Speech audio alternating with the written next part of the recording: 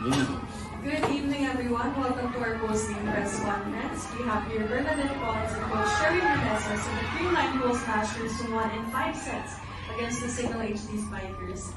Coach, congratulations on this win. Nadala kayo into 5 sets but nakuha niyo pa rin yung panalo. Anong masasabi mo sa naging talagang determination ng team to get this win? Siyempre, masaya kasi naka-recover kami din sa third and fourth set. So, siyempre, yung winning ng Signal talagang nandun eh. So, mahirap din talaga silang kalaban. Since dati pa naman, ano na yan eh. Siyempre, si Coach Shaq hindi basta-basta mapatalkad si player niya. So, talagang nagsipag sila. So, siguro yung break na punta sa amin, tsaka siguro nakatulong din yun sa ngayon sa laro yung frame line sa mga ganong laban. So, malaking advantage sa amin. So, happy ako, nakuha namin yung panalo.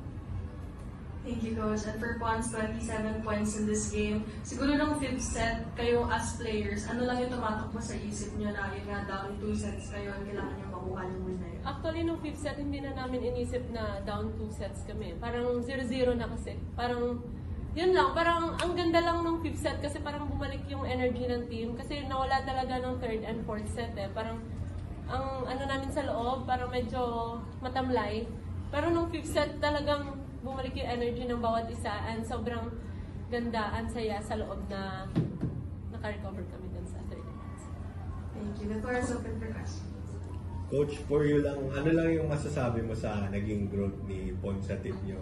Lalo na mula nung nag-MVP conference, nung reinforce siya, kumbaga tuloy-tuloy na yung pagpapakita niya ng ganito.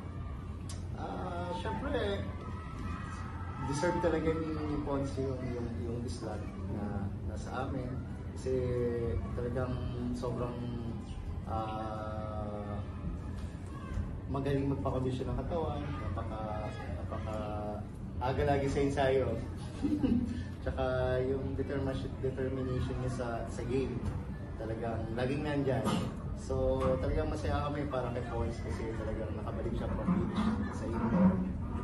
Siguro mas madami pang ipapakita si Pons sa mga next game. So happy kami kasi talagang nagagamit talaga namin si Pons sa galing niya. So yun. For Pons, simula nung reinforced conference ngayon na nag-MVP ka, ano yung siguro mga naging pagbabago sa'yo or tumaas ba yung confidence, nagbago ba yung energy, o kumbaga naging consistent ka lang from the start na tuloy-tuloy lang yung bigay para sa akin? Actually, gusto ko lang din talaga maging consistent. And yung goal ko lang talaga everyday sa training pa lang na mag-improve ako kahit 1% lang everyday.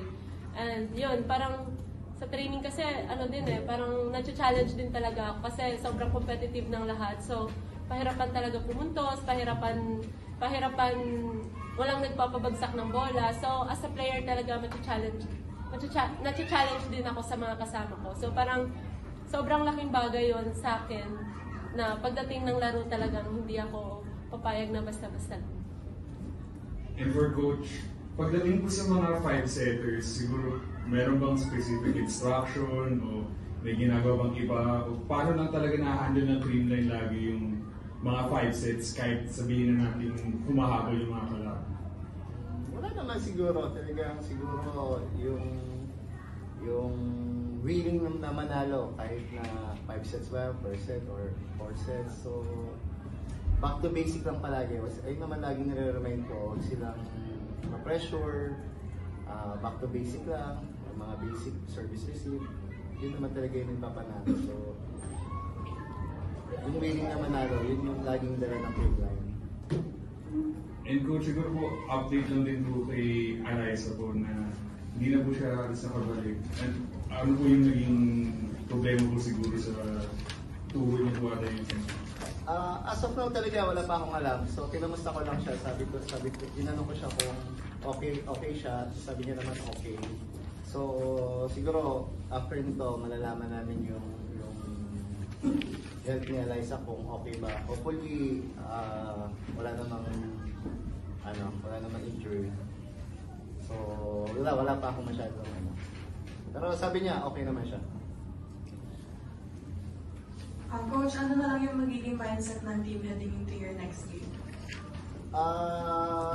Ito yung game ngayon, malaking sa amin, malaking challenge para sa next game kasi talagang naka-recover din yung signal. Siguro sa amin to, lesson sa amin na talaga wag magpahinga habang laro kung laro, so bigay 100% habang tinatapos yung game.